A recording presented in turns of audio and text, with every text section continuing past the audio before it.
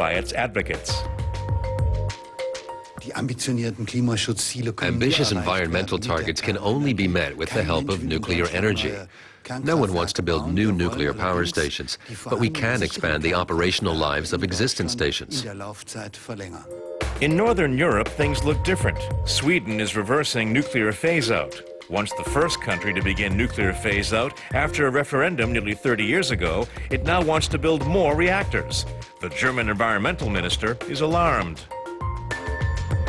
The CDU and FDP want more atomic energy but don't say what to do with the nuclear waste. They want old, accident-prone reactors to continue operating, which is a great danger to our population. But an increasing number of countries are shrugging off this threat. Just 25 years after Chernobyl, France, for example, gets 77% of its power from nuclear fission. Britain relies on atomic energy. So does Eastern Europe. According to the IAEA, 100 nuclear reactors could go into operation worldwide in the next years. The atomic energy industry is challenging Germany to reverse the 2001 decision on nuclear phase-out made by Gerhard Schröder's coalition government of Social Democrats and Greens.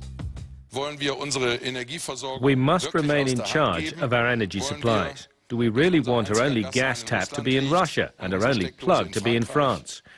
We need to do our utmost to ensure that our energy, our fuel for wealth, independence and for progress remains under our own control. The industry's key arguments is Europe's dependency on Russian gas, as the public found out the hard way during supply shortfalls this winter. German atomic lobby groups are not advocating the building of new reactors, at least not for the time being. Instead, they're pushing to increase the operational lives of the 17 existing nuclear power plants until alternatives become viable. The plants are meant to run for an average of 32 years. Research has shown that even 60 years is feasible. Because our reactors are good and safe, they could surely run a lot longer.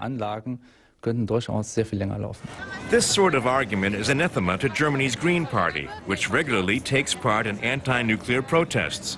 The party considers nuclear power a safety risk. Social Democrats at the Environment Ministry are equally skeptical. They don't think a comeback of atomic energy is a viable proposition. One thing that will become apparent is whether these plants will actually materialize. Without public funding, atomic power plants will not happen. Atomic energy is hugely reliant on subsidies.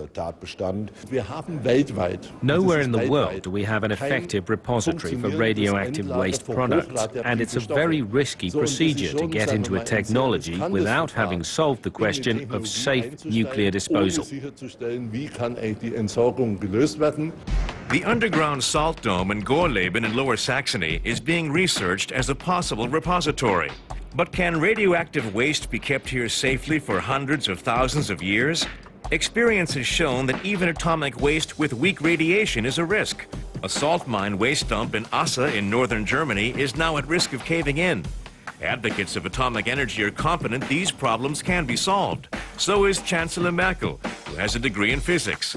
Although she keeps to the 2001 nuclear phase-out decision, she obviously has some reservations.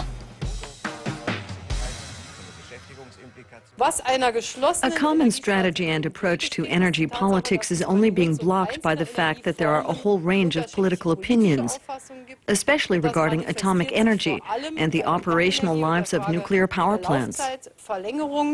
Merkel is now hoping for a majority for a CDU-FDP coalition after the general elections in September. Together with the FDP, she wants to achieve a balanced energy mix, including nuclear energy. It's an issue highly likely to play an important role in this year's election campaign.